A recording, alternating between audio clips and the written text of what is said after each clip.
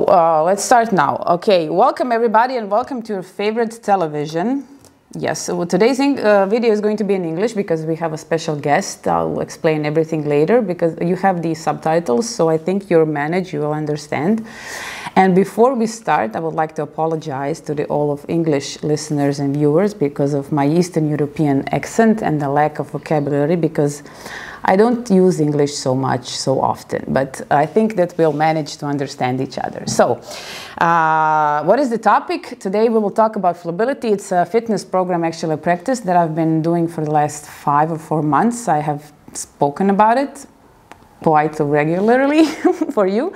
And today I would like to actually address a little bit more technical stuff, and I have asked one of the trainers to come along and help me explain this technical stuff.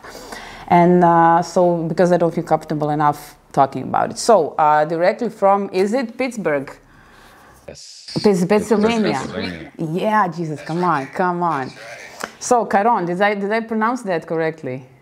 Yeah, just like the book. Karon, okay. So just for my peeps to see me and understand who you are, just a couple of words about you and what you do at Flobility. Yeah, sure. So thank you so much for having me. And I gotta talk here. Yeah. Thank you for all that you've done for Flow and, you know, introducing it to your audience and your community. We really, really appreciate it. So a little bit about me. I don't want to ramble too much. I just want to help give y'all some value to leave here with. My name is Karon Hawkins. I'm born and raised in New York City, Queens, New York specifically, and did all my elementary, middle school in New York. Went to high school out in Mass. Then I did college in Pittsburgh, where I am now, at Carnegie Mellon University. I studied information systems and business, nothing related to fitness or health or spine health, any of that stuff.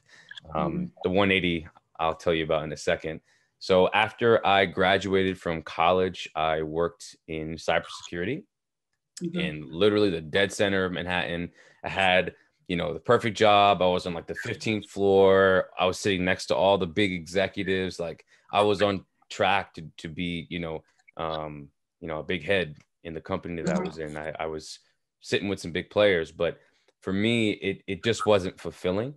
That corporate life, sitting at a desk, it just wasn't for me. You know, I've been a dancer for over 15 years, and movement is how I express myself, and it's how I essentially speak a different language.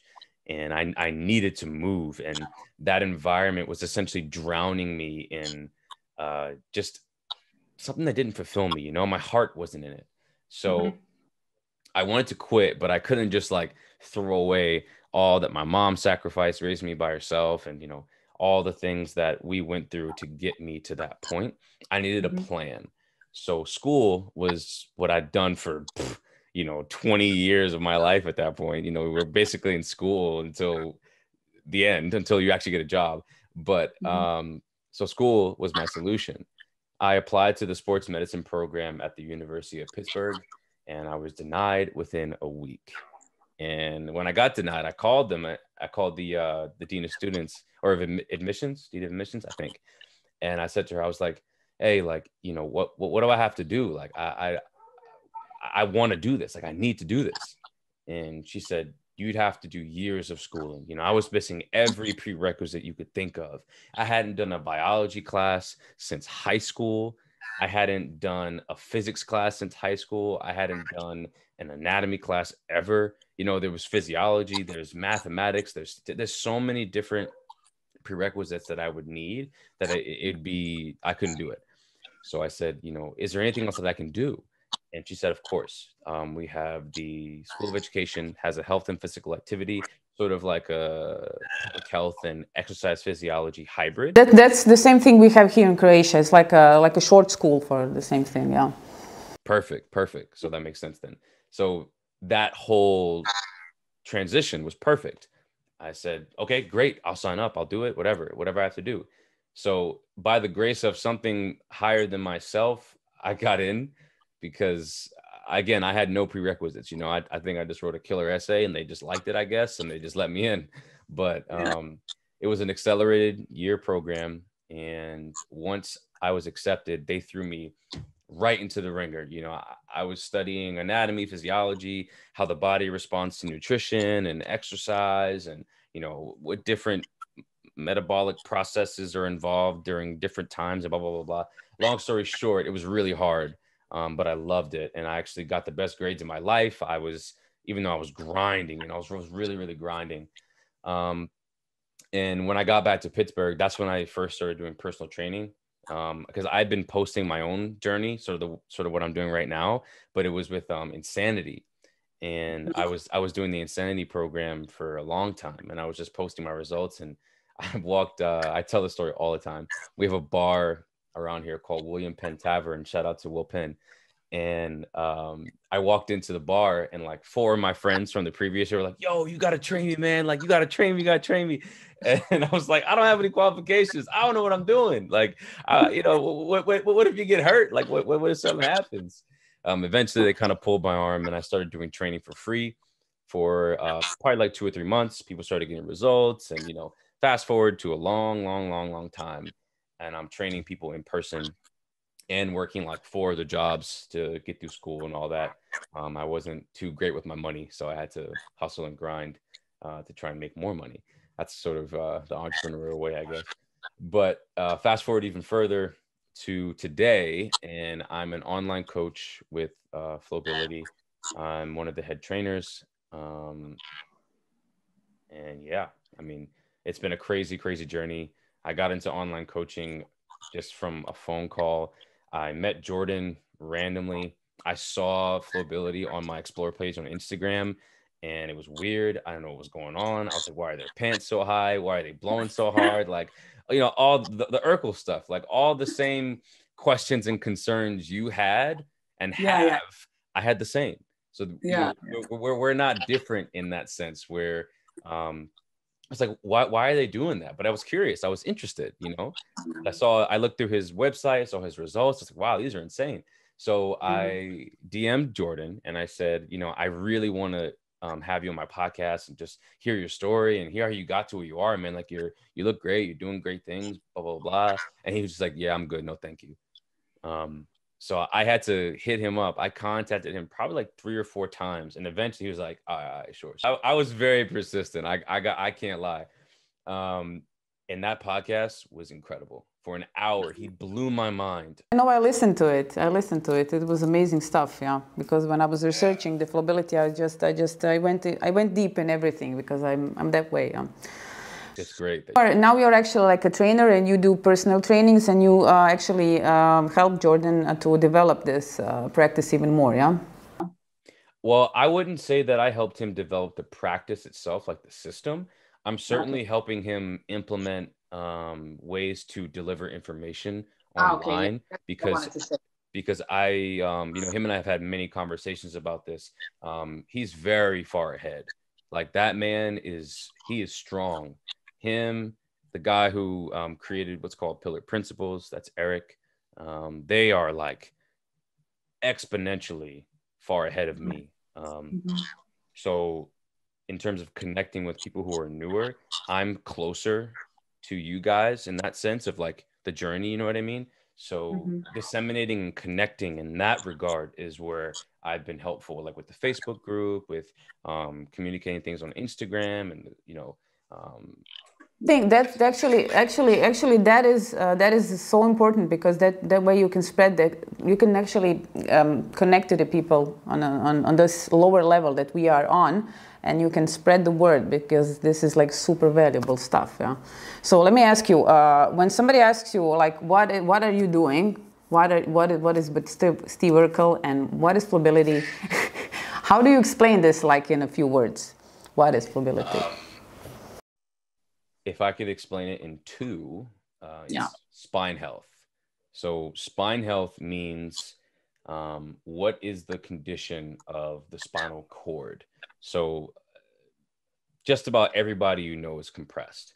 And by compressed, I mean the actual vertebrae that sort of house the spinal cord that runs from the brain and then branches off into a bunch of nerves that what's called innervate or supply neurons and, chemical reactions and all that to all your organs and muscles and tissues, glands, all that stuff.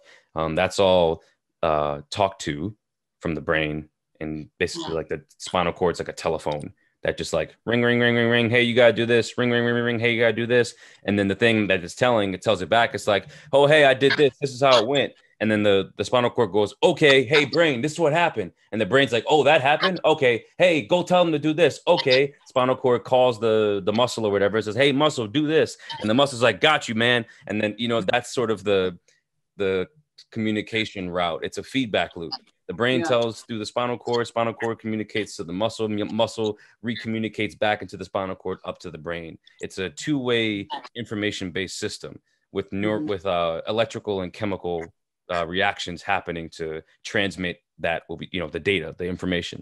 But what happens with a lot of us, and we were all born with sort of the same pathways that communication channel is based upon, but as humans, we have, free will, if you will, where that we can choose how we want to do things, where we want to move after we develop as children. Because for the first year of our lives, we're trying to just learn how to do this, child development. You have children, so you've seen them grow. You've seen them fall over and over and over and over again. And they just pop back up, or maybe they'll cry, maybe they'll roll over. They're figuring out how to traverse this insane new environment. They're curious. They want to grab things. They want to put it in their mouth. They want to figure out how to get to it. But for a while, they're just like, because they don't have strength. They have to develop postural muscles to allow them to get from point A to point B. And they'll literally spend an entire year doing that. And what's cool about babies is their neuroplasticity, or essentially how their brain learns new things, is like, oh, they're sponges. That's a big reason why you'll see babies mimicking their parents, because they'll see that and be like, oh, mommy and daddy did that. Now I want to try and do that. That's also that also impacts child development as well, what the parents are doing, because the babies are trying to mimic the parents as well. So for the first year of our lives, we are just trying to learn how to move.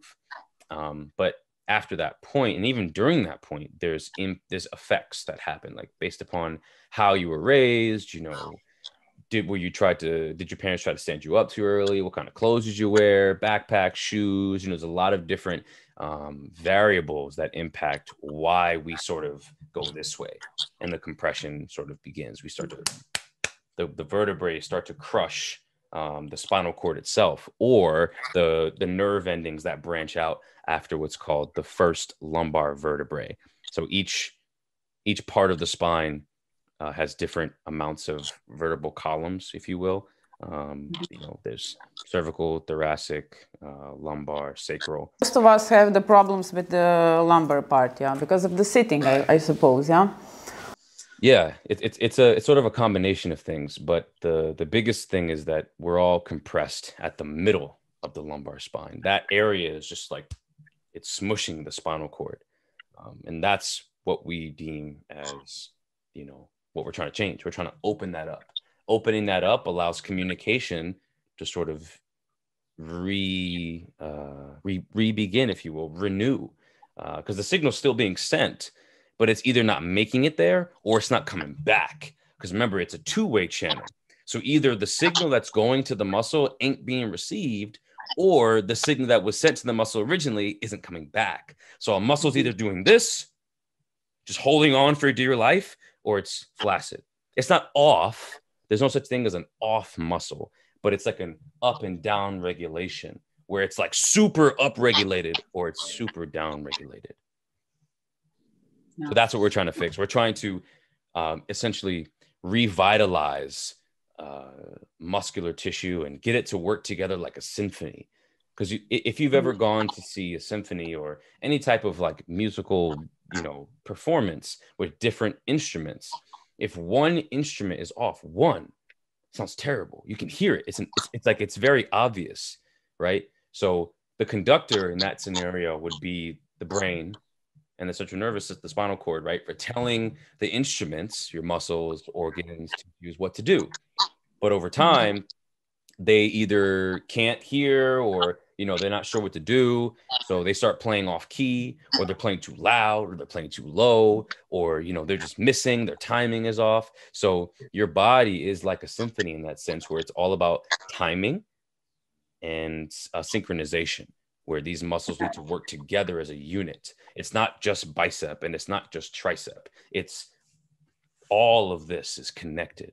And we're that's what I actually learned, because of when I started talking to the people, because we often get into these discussions. They ask me what I'm doing, then I get into discussions, and then I said, this is not a practice where you practice the muscle. Yeah, you do the biceps, you do the glute, you do the stuff. This is where we continue to repeat the motion and the movement so many times until you feel the muscle, you feel this connection that you were talking about, this thing that goes up and down. You actually feel it. I mean, now I feel it only 4 months into the program. I can feel now every muscle. Before I was just doing the exercise for my glutes, and it was like, what am I doing? I'm doing a squat. What is a squat? It's an exercise for my glutes. And it was like super stupid and super like you said, nothing actually happened. Now with this, it's like, wow, come on. It's like super, it's weird and it's super change. Yeah, it's crazy. So tell me, the fitness level for entering Flobility, because now I can say, I mean, your grandma can do it. I mean, my grandma can do it. If she was alive, she could do it. The kids can do it. Like everybody can do it. Is there any kind of like a setback or any kind of like a restriction with Flobility? Who cannot do it? Like, I mean, just like you said, anyone can. The only restriction that I would say, what we call contraindications of exercise, to where like there's certain things that you have going on that would not allow you to do it, is anything your doctor would say, like, you can't do physical activity for, you know, X amount of days or whatever. As long as your doctor clears you for exercise, you can do flow. That's my number one response. Doesn't matter if it's bulging disc, low back pain, knee pain, shoulder pain. I got neck, this, that. You can do it. Yeah, because, you know, for us that we are, you know, we are amateurs. We don't know anything about anything. So for us, when a doctor tells you that you have like a diagnosis like I had, first of all, I was considering it. I was looking at it like a disease. Like I have a bulging disc and it's a disease, and all my life is over and I'm going to know this. I was depressed and everything. And then after a while, you know, when I started, you know, checking things out and getting into reading stuff, I realized it's just a condition of me moving the wrong way. And I can just reverse that, move in the correct way, and just not feel the pain anymore. It's just like a pain, yeah. So because now it's often like this, I have this and this diagnosis. Can I do this? I mean, people even ask me. I'm not a professional who can tell them what they can do or not. And I just say, if you feel that you can do it, then you can do it. If you feel pain or something that is off, then you should address the pain. You should check it out. Why is it happening? And then change whatever you're doing. Do something differently. Can you maybe give us some other advice or a pointer regarding that? Yeah, so pain itself is a very complex thing, but to keep it simple, the sort of general reason we feel pain is the brain is directly communicating with us and telling us that something is wrong. Like, hey, hello, you got to fix this. It's the only way the brain can directly communicate with you. So pain, I know a lot of people who are going to watch this probably have chronic pain, probably have knees, you know, back, whatever. It's a good thing. Pain is your body's way of regulating itself. It's telling you, hey, like something's wrong. It's literally telling you that. Now, chronic pain becomes a little bit confusing because that pain signal sort of gets used to being sent to a certain area over and over and over and over again. And what can happen is, even if there's no actual damage to the tissue or the bone or anything like that in that area, the brain can get used to sending that signal because it hasn't been communicated to that the problem has been fixed in some other way. So essentially, there can be a fire somewhere, but the smoke can travel other places. And you start just blowing away the smoke with, like, you know, the temporary stuff like massages, you know, chiro, whatever. Like the smoke will kind of come down a little bit, like you kind of use a vacuum cleaner, but then the fire is going to keep burning, so that smoke's going to come back. Here's an interesting story to give you some insight into pain. So I don't know exactly what this guy was doing, but he basically stepped on a rusty nail. He had boots on. He stepped on a rusty nail, pierced his boot. He fell over. He was like screaming in pain. He's like, oh, my foot. Oh, my gosh, my foot. Oh. And someone called 911. They rushed him to the emergency room, took him to surgery. They sawed off the boot, and the nail basically fell out. It never pierced his skin. But the anticipation of the nail piercing his skin excited his spinal cord and sent that pain signal right to that area where he was so convinced that he was going to feel pain. So what I'm telling you, and this is not to say that you can like, whoa, wish away my pain. This is an example to show you that pain can be elusive. It's subjective. There's a lot of different things that can create pain, just like there's a lot of things that can cure pain. There are tricks you can do to help that signal sort of quell down. I felt it. Let me just interrupt you. I felt it because I was like, I was in constant pain, and I bought this. It was like a cute gadget, and I like gadgets so much. It's like a problem with me. And I bought these, like electrical, like EMS, 10 CMS, little zapper. And I used to lay on my couch, and then I zapped myself with tense electricity, and it felt good. I didn't feel any pain for like 2 hours.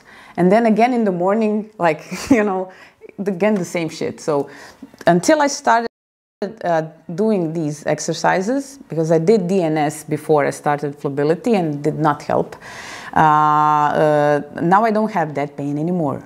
I don't have that pain anymore. Not because the pain went away, because I am actually using my muscles in a different way. When I bend over to brush my teeth, I don't bend over with my back. I do it with my glutes. I feel like I hear a voice in my head, poke your sit bones, poke your sit bones. And then I just do it like this, like I feel every muscle inside of my body. So that's, yeah, okay. Now you can use all of these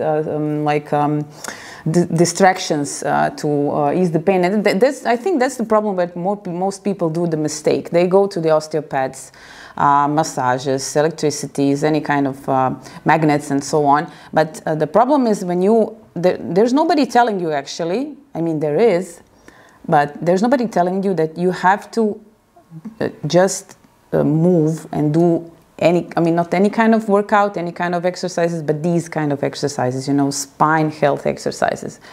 This is like the first, this is now the question goes, do you believe this to be like a revolutionary stuff? Because this is like the first time that anything like this was brought to like general public, this is not something, this was before reserved only for physicians, Yeah, nobody did it like this, yeah. So is it like a revolutionary stuff, Flobility? Was it invented before? Is it taken out of yoga, of, I don't know, PRI, FRC or something like that? Is it, yeah. So I didn't create this. I'm just a humble student, but I met the man who did create all of this, and he's remarkable. Not only does he look like a superhero, so just to understand where this came from, this didn't come from like a physical therapist or, someone that was in sort of the medical field. It came from an athlete who was obsessed with force production, essentially getting as much force production from the body to jump and run and, do the things that he was doing.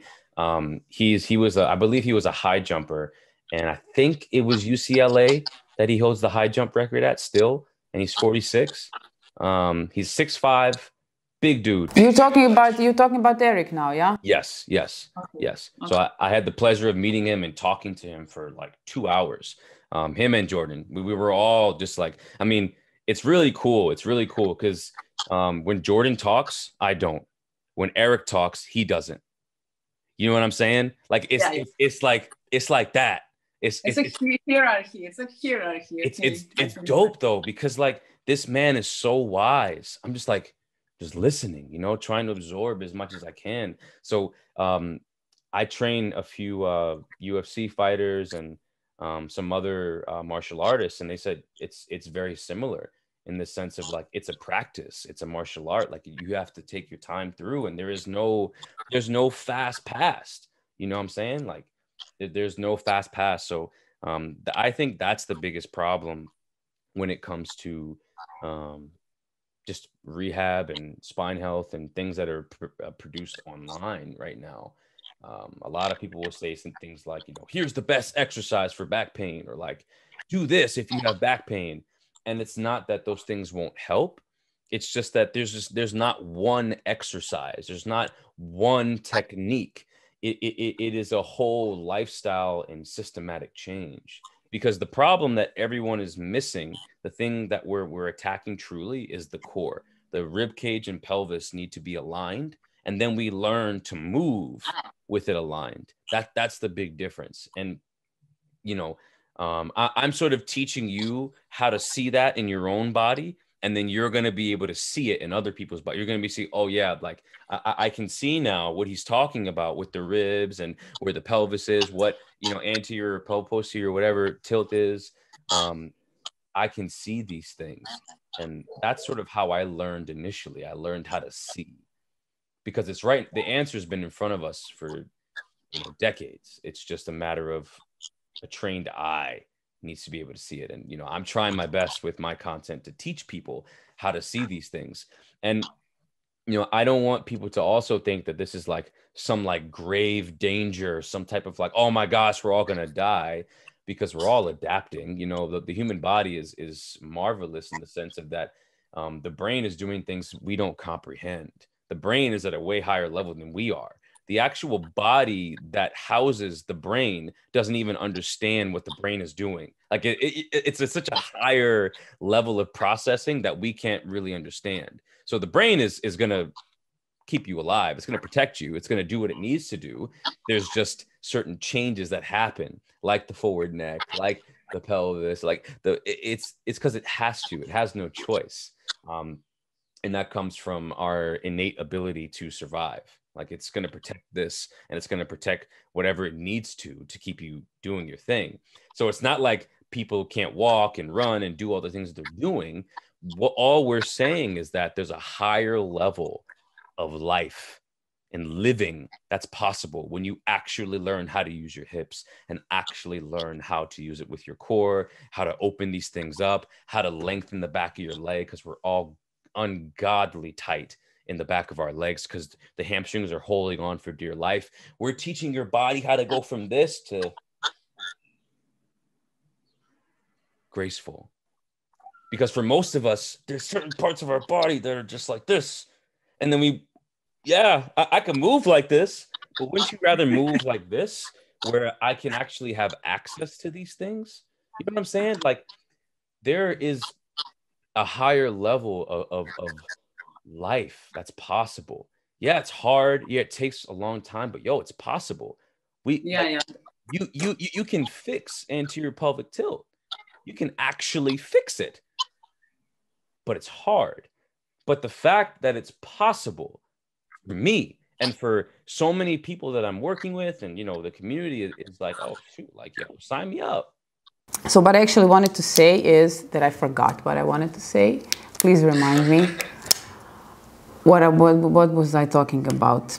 Yeah, because I was thinking about how this is, when I try to explain to people what am I feeling, and I'm feeling like I have been through like 360 degrees changes in my mind. So my mindset has changed so much. I don't consider my body anymore to be fat. I have, but I don't see body fat, belly fat, back fat, fat arms, cellulite, fat back, fat ass, nothing. I just feel every muscle in my body, and I feel so strong, and I feel so like, you know, in control of my body, that I just don't see that shit anymore. And that's why I actually wanted to explain to people why is this so such a game changer, not just like in the way that you're going to help your spine and help you not feel the pain anymore, but on the fitness side. It's also a great tool how to actually do the exercises, how they are meant to be done, not just, you know, wave your arms around and your legs, but to feel the muscles. Yeah. And then when we are here, I would like to ask you, how long does it take for a normal person, like who has done some kind of exercising before in their life to feel the changes when they sign up into this program. How long does it take to get into this in this mojo? Well, I mean, it all depends, right? Like, there's so many factors that impact progress. It would take me hours, days, weeks to explain that to you at a very deep level. But honestly, the people who do the best and progress the fastest are the people who are the hungriest. It's as simple as that. If you're hungry, you'll progress. Because hunger is like, to me, and when it comes to achievement or fitness, whatever, it's like, even if you get a meal, you're still hungry. Like, you're still hungry for that next, like you're still ready to go. You know what I mean? There's a lot of people in chronic pain who experience this, and sometimes they still feel pain, but they're still showing up. And over time, it gets better. You know what I mean? They don't let the pain itself be a deterrent based upon our previous conversation, because they know objectively, like, yo, like, this is just something my brain needs to kind of relax with. They roll, they activate, they do all the exercises, and by the end, they feel better. Like, that's the best part about this. Traditional fitness and training is like, yo, I'm going to beat you up for an hour and you're going to be able to walk after you leave the gym. What we're saying is like, no, let's actually make you feel better so you want to go move more.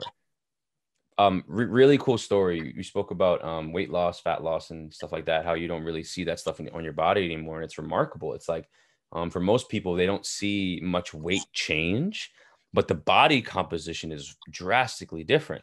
And, I can't say this for sure. There's nothing definitively factual about this, but anecdotally, and just like the amount of progress pictures that I'm seeing over time has sort of brought me to this conclusion. We're all collecting stress right where we show fat the most, which is the belly and around the sides. Where are we the most compressed? At the middle of the low back. So, like, of course, again, this is not definitive. So if y'all don't come at me with that crap, I'm saying what my eyes are seeing. You know what I'm saying? When the stress is alleviated and there's opening, it tends to pull the belly tighter. It pulls the waist circumference tighter. People are getting smaller waists and, smaller stomachs from, sitting on a chair, blowing their face off and getting into their hips for an hour a day. Like, that's like, what? Like, it's crazy, but it's happening. You know what I mean? No, it is happening. It is happening. I have now this control of my, I can now with my mind, I can access my abdominal muscles, which I haven't been able to do never. Even before I had babies, I was not able to do that because all of the regular fitness programs never got so deep. They would get like here, like here, and we are like here, we are like this deep. You are like this deep.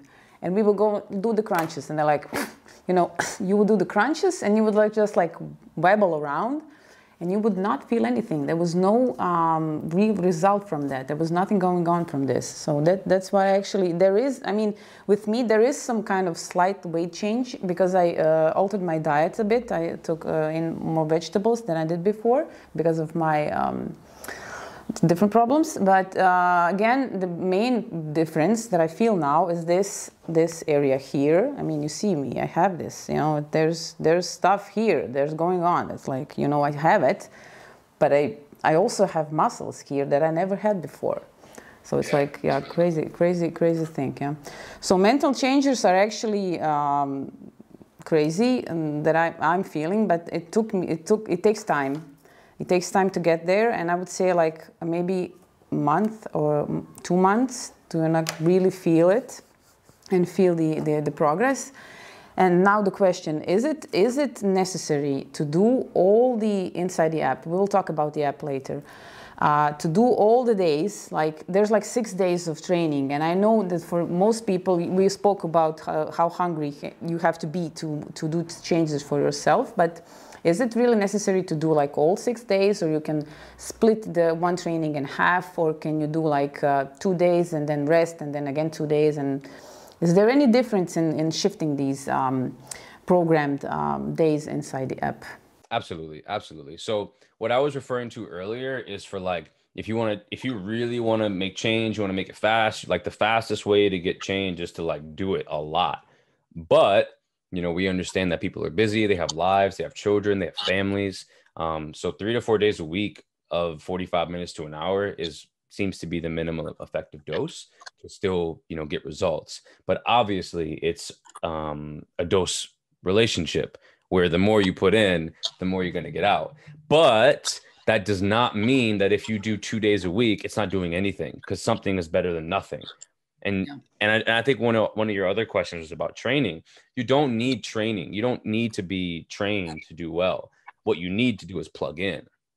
So post videos of yourself training. Do the group classes. The group classes are incredible.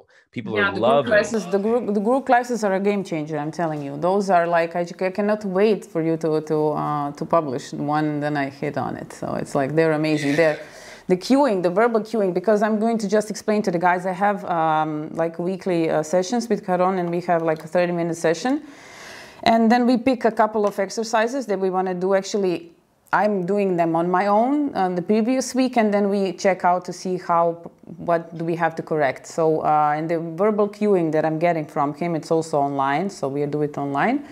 It's out of this world. So the way he just tells me to stack things, it's like little mental notes that's like little mental checkups, what you have to do first with the ribs, and then the pelvis, and then the breathing, and then, you know, the other stuff.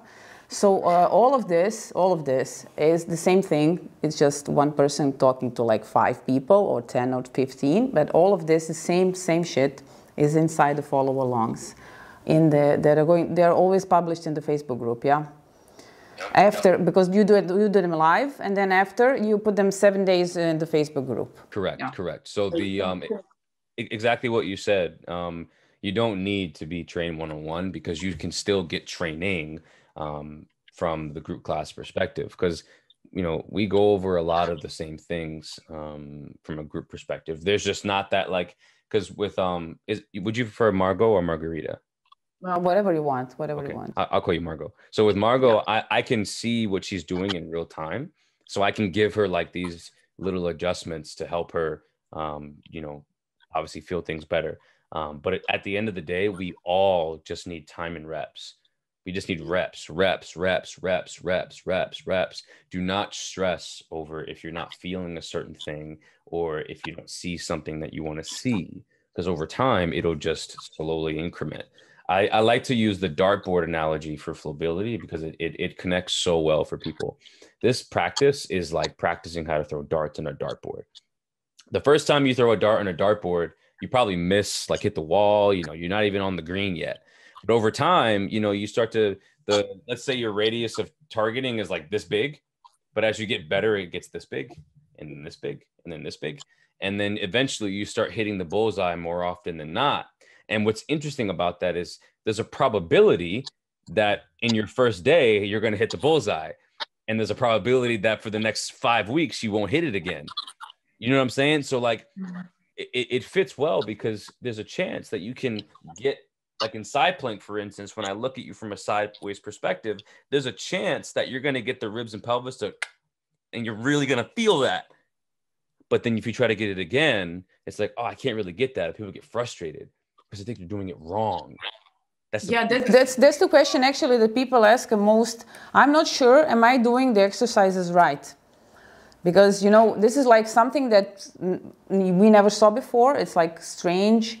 It's so on purpose. It's so slow. Sometimes it feels like it's boring, but I'm telling you, I'm promising you, it's not boring. It's everything but boring. And yeah, so the question is like, am I doing it right? So you said that you can post videos of yourself into the Facebook community, but I know there's a lot of people that are not comfortable with that. Me, myself, I'm not comfortable with that. And I have like, 2 channels and 1 blog and all the shit that I have. But I feel like a bit, this is a problem that I have in my mind, that I'm like subconscious about my, I'm shy in that way. You cannot believe it, but I am. So, but again, the follow-alongs are like just this. There's this much difference between follow-along and a personal training that you have with your trainer. It's this big difference. The only thing that you have to, the difference actually that is that follow-alongs you have to do like 4 or 5, and with personal training is like maybe 1 or 2 before you hit it. But what he said is that when I'm doing it, this one time I get it, and the second time I don't get it. I'm maybe tired, I have my period, I don't know what, I'm thinking about something else. It's like the game is changing. It's always like developing, but every time I feel something extra more. There's like an extra muscle appearing from somewhere that was never there before. Every day. Yeah. So we cannot actually expect to lose weight. This is what people are asking me because they see my slimmer waist, because I'm built like a tree of sequoia. You know sequoia tree, how it's built. Like it's like, you know, it's like this, you know, my waist is like this. And now my waist, something is happening here and people are noticing, and it's like raising eyebrows and questions. Are you on a diet? What are you doing? What is that? So actually there's no weight losing from this. But the changes in the body they're going to happen. So I have changes in my quads are smaller. I'm not sure if that's like the thing, because they are smaller, because before I used to do all of my lower body workouts because this is my strong point, and my quads were like, they were like this, you know, they were like melons, and my hamstrings were non-existing. There was like somebody hit me with a pan. There was nothing there. And then, I swear to God, I looked like Kim K's ass. It was like an ass, and there was no hamstrings. It was so weird. It was so weird. And then, of course, now I have this, it's like smaller hamstrings, but I have, no, smaller quads, but there's something going on in the hamstrings, and my waist is smaller, and my butt is, there's something happening, but my butt is like, it's going up.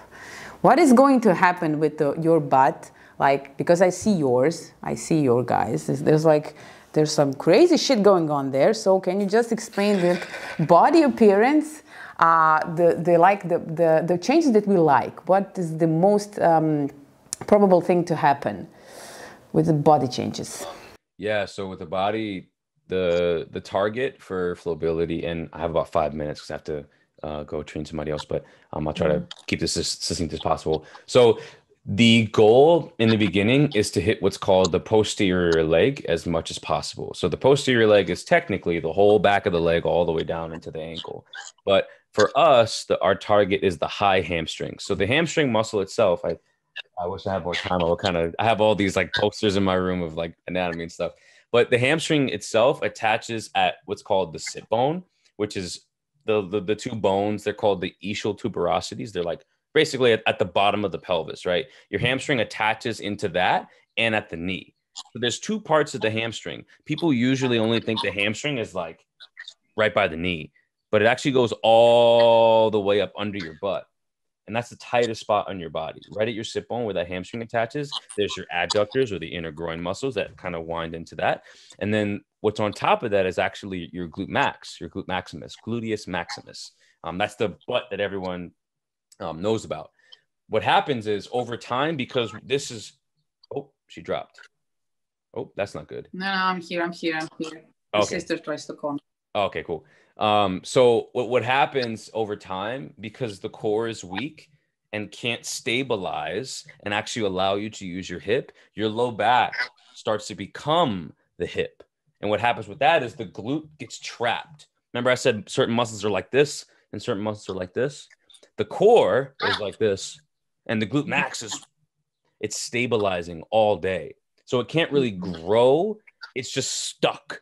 And the hamstrings are just stuck. The adductors are just stuck. All these muscles are just like this, holding on, trying to stabilize you as you do your day-to-day activity. Yeah. Would you say that when we look at the fitness like trainers online, all those nice ladies with nice asses, would you say that maybe they can hit it on a higher level that a regular Joe can hit it? I mean, I'm talking in regards of this, because you see, there's a lot of girls like they want like a big ass. Yeah, we're not talking about that. We're talking about ass now. Yes, we are. So they are like doing all of these exercises and they're not getting their ass anywhere. And I'm thinking about maybe the people that are doing those, there's like fitness trainers, they can maybe do it like correctly or better than us that are just watching those videos. Or or what? Because we try to do it, but we are not getting anywhere with it. Yeah. They're no better off than you.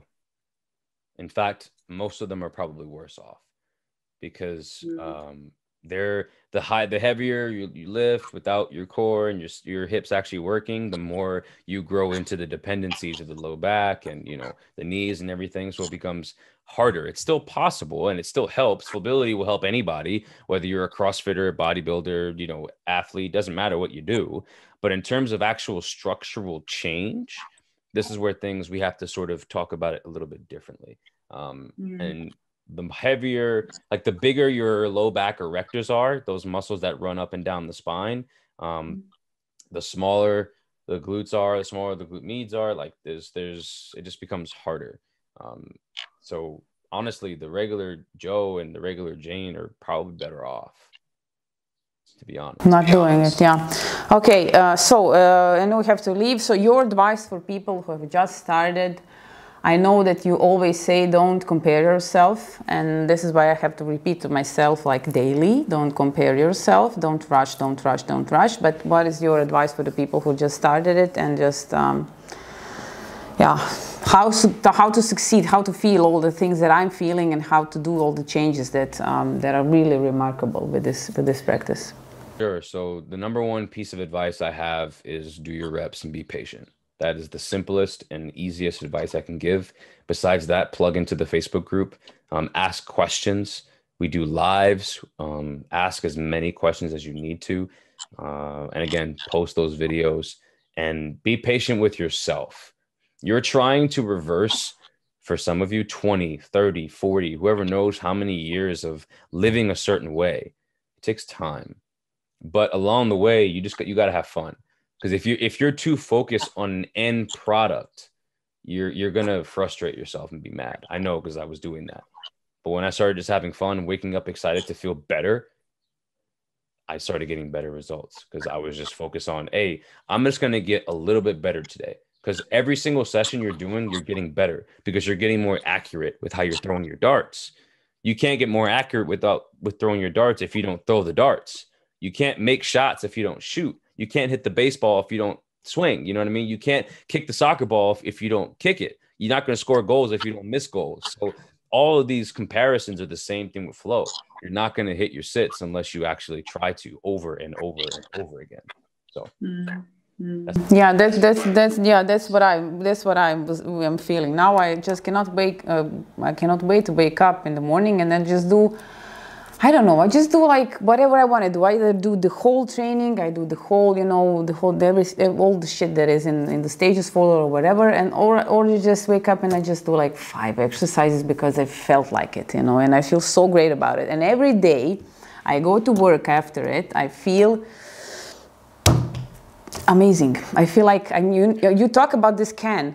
This analogy is amazing. I feel like this can of Coca-Cola, that is so like, nothing can crush it. I feel the whole day like this. Yeah. So yeah. Okay. Thank you for this talk. I'm sure that we're going to have another one after a while, after I learn something more, because I like to go deep into this stuff, and I hope that this was helpful for you guys.